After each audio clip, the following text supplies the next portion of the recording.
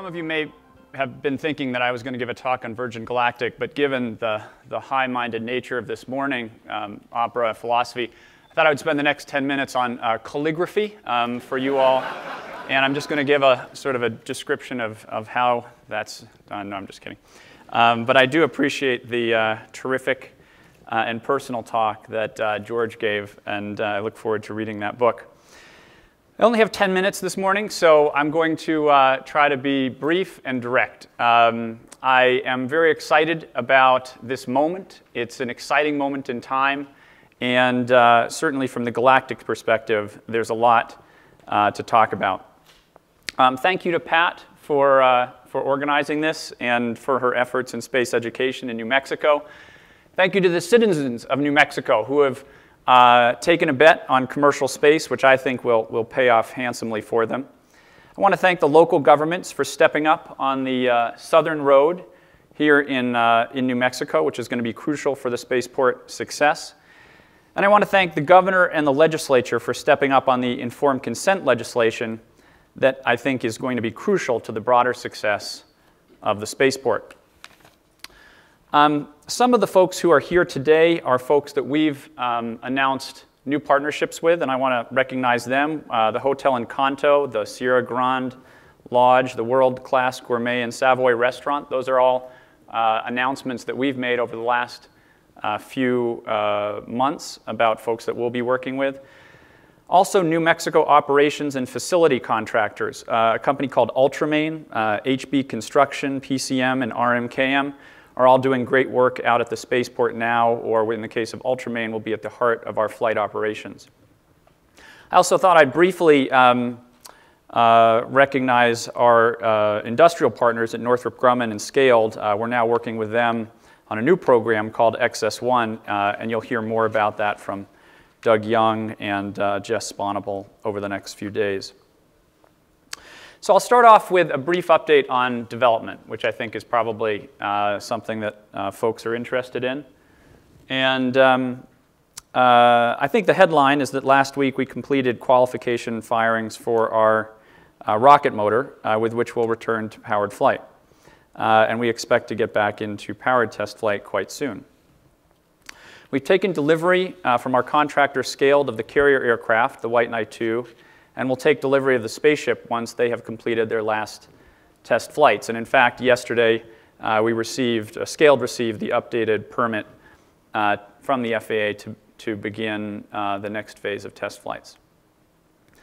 Over the course of the year, we've built an in-house operations team that will operate the vehicles here in New Mexico from ground crew to pilots.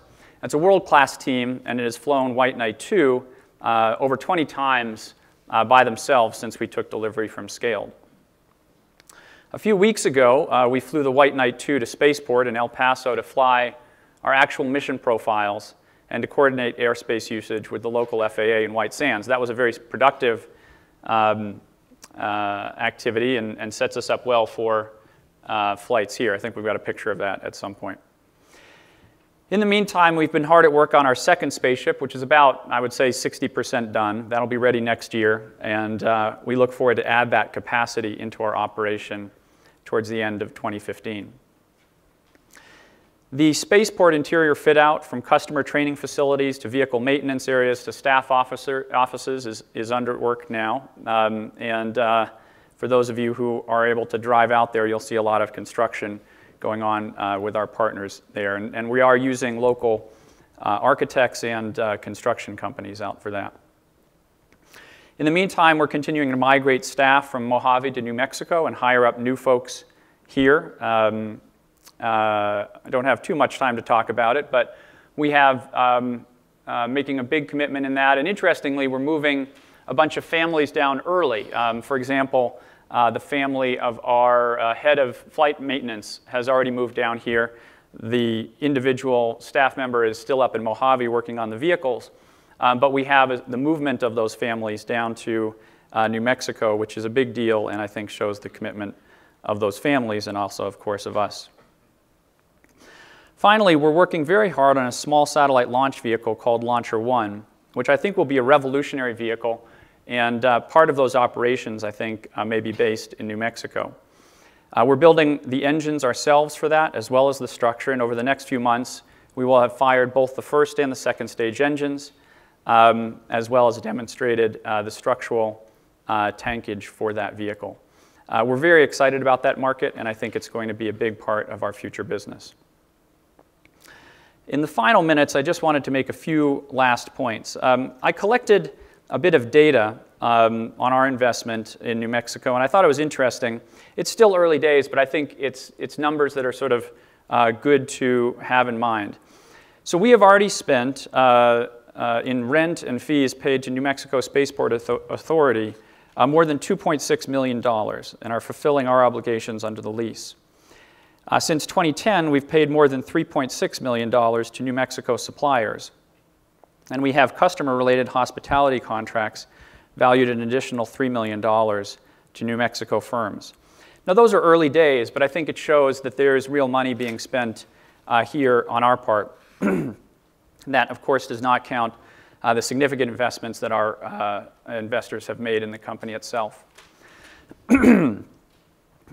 Spaceport America is going to be a fantastic facility that will change the world. I think the phrase that Stu had yesterday, which is that state of New Mexico is sitting on a gold mine, is exactly right. And it's something that I think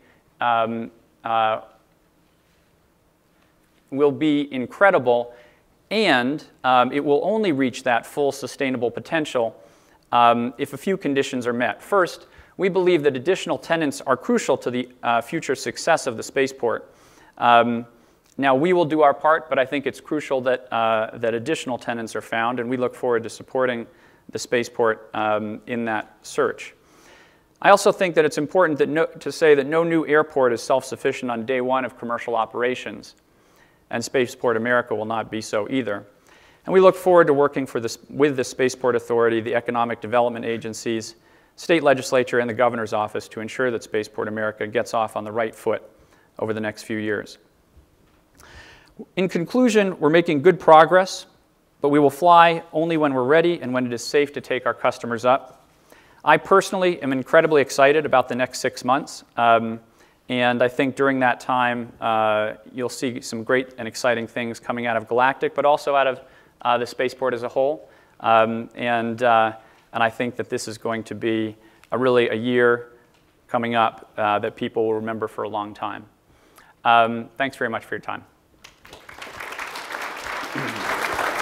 Thank you, George.